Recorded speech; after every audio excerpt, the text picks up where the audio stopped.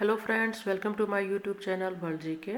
और आज के वीडियो में हम याद करने वाले हैं ट्रिक के माध्यम से राष्ट्रपति के सभी अनुच्छेदों को, जो कि एग्जामों में पूछे जाते हैं। क्वेश्चन किस प्रकार के बनते हैं पहले मैं ये बता देती हूँ।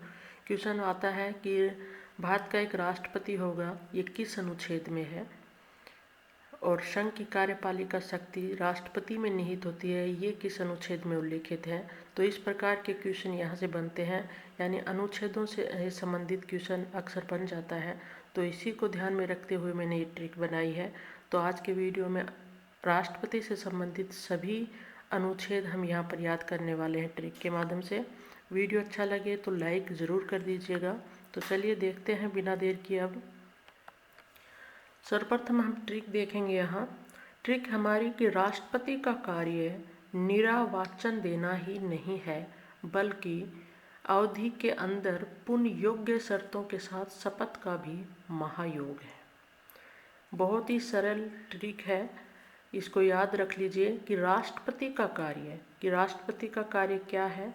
निरावाचन देना ही नहीं है, यानी केवल भाषण देना ही नहीं है, बल्कि अवधि के अंदर, ये साइलेंट है, अवधि के अंदर पुनः योग्य शर्तों के साथ शपथ लेने का भी महायोग है। ये ट्रिक याद करने के बाद आप एक दो बार लिख कर देखिए इसको। ट्रिक को लिखने के बाद आप यहाँ पर सीधे सीधे लिखना शुरू कर दीजिए। 52, 53 निर्वाचन से संबंधित दो अनुच्छेद हैं, 54 और ये हो गया 55। यानी एक में है कौन, यानी राष्ट्रपति का निर्वाचन कौन करेंगे, और दूसरे 55 में है, अनुच्छेद 55 में है कि राष्ट्रपति का अनुच्छेद कैसे होगा। ठीक है। इसके बाद 56, 57, 58, 59, 60 और 61। कुछ भी याद करने की ज़रूरत नहीं है, सिर्फ ये छोटी सी ट्रिक याद रख लीजिए। उसके बाद ये अनुच्छेद लिख लीजिए। आपका कोई सा भी अनुच्छेद गलत नहीं होगा और आपको बार बार रिवीजन करने की भी ज़रूरत नहीं रहेगी इस ट्रिक को याद करने के बाद। यानी अनुच्छेद जो 52 है उसमें बताया गया है कि भारत का एक राष्ट्रपति होगा। क्वेश्चन बनता है कि राष्ट्रपति होगा भारत का एक, वो किस अनुच्छेद में है। संघ की कार्यपालिका प्रमुख है कौन, राष्ट्रपति। प्रमुख तो राष्ट्रपति यहाँ पर लिखित में है, जो मुख्य पावर होती है वो प्रधानमंत्री के पास होती है, लेकिन जो लिखा हुआ है ये अनुच्छेद 53 में है। निर्वाचन से संबंधित दो अनुच्छेद हैं, 54 और 55। तो पहला कौन और फिर कैसे, यानी कौन करेंगे तो वो है 54 में कि राष्ट्रपति का निर्वाचन कौन करेंगे, और कैसे होगा ये अनुच्छेद 55 में है।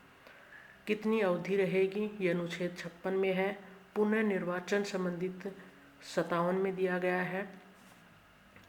योग्यताएं 58 में दी गई हैं, और जो शर्तें हैं कि कौन कौन सी शर्तों को पूरा करना चाहिए उसकी जो बताई गई है क्वालिटी, वो बताई गई है 59 में।